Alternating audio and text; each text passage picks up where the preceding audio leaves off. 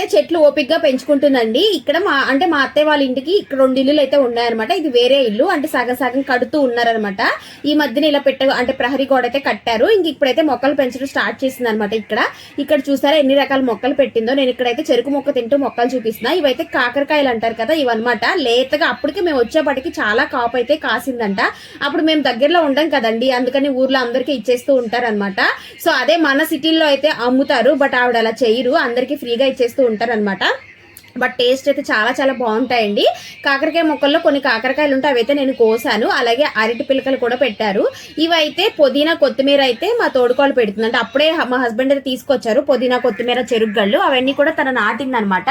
ఇంక ఇవన్నీ కూడానండి గోంగూర, చుక్కుకూర, మిరప, అలాగే పాలకూర, చామదుంపలు. ఇది చామదుంప మొక్క అండి, మీలో ఎంతమందికి తెలుసు కామెంట్ చేయండి. భలే ఉంది కదా దాని ఆకు అయితే మాత్రం పెద్దగా. సో ఇవన్నీ కూడా అలసందు కాయలు అంటారు కదా, అలసందు అదే బొబ్బర్